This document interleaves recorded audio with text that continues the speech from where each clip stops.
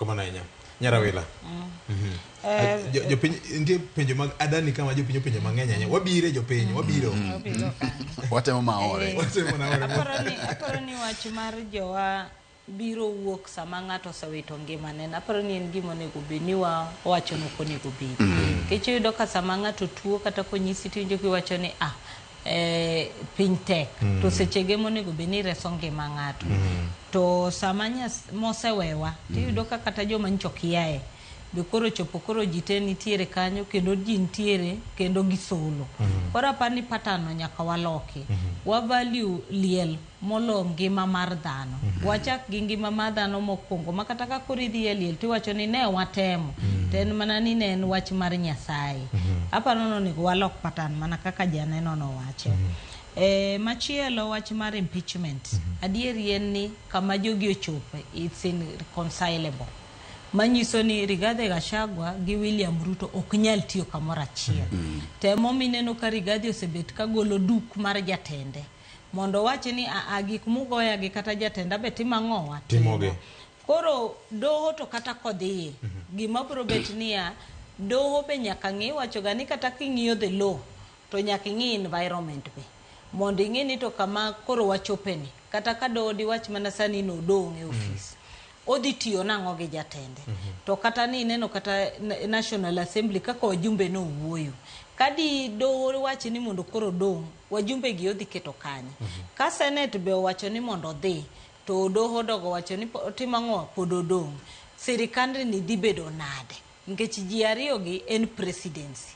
Ka kora achiel oseng'idhre oko mok nya winjore, gidhi tiyo nade. Kora aparo ni magi gik makata ka doho be dhi donjore to doho be nyaka ng'i ni to kamo chopeni nikech ing'eni kata marriage mo neno ka divorce nitiere ga kochopo kamo koro wacho ni koro dak ok nyalre to doho ok nyal chuno ni mondo tim nade udagi emo mineno ka divorce diga uweru kendo Waislam to margi ber gina to gichoto wacho ni ma tek we wawere many ng'ama chielo so long as ni gin ji ang'wen ok kadha ang'wen. Koro aparo ni ma gima doho be nyaka timang'o ng'i to kata japiny.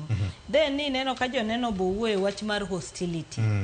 Ing'eni mano te kaka ground chal. Mana ng'eni Rigathi Gachagua be nitiere kaka gidhoge no ne nitiere kaka embe no payo piny o prepare jogi ni lweny ni ok en mara lweny ni en wabunge matimo nade emokelo kuma emomineno ka koro japiny be koro dhine mujumbe no nito une mudhi thichoko deputy president wane mono timang'o wayiere. Dog luma shielo en Rigathi Gachagua incite the public against the elected leaders. Mano donge mano timre ok ni kata wane mwawacho Kimani Ichung'wa no wacho gino kata kapok ne gikelo impeachment motion. Magi wacho ni achiel kuom charges magi dhi kelo. Ni ka iseneno press conferences gi wuoyo ma deputy president osebedo godo, osebet konyiso japiny ni koro take back your sovereignty. Jogi gola. Ting'eni mano to ndalo mane gidhi e doho kane gidwa ging'iyo wach mar presidential election to nok ging'iyo ni doho nigi ji 7. Machicha to nok gineno against jo Kenya maneni over 12 million dong 22 million. Koro yudo kasani to koro nyiso japiny ni ya no yiero wagi 7.2 million votes. Ji long 419 ok nyal koro determine kama ntiere mano National Assembly gi Senate. Un jo pinye manyako timang'o ukaw sovereignty emeneno hostility ni nitiere. Ting'eni mana kaka osebet ko wacho ni Rigathi Gachagua oyudre kan nikech okelo his own sword. Doge gik mancho gine nikech kata government of shares gin gik ma en owuon emo wacho.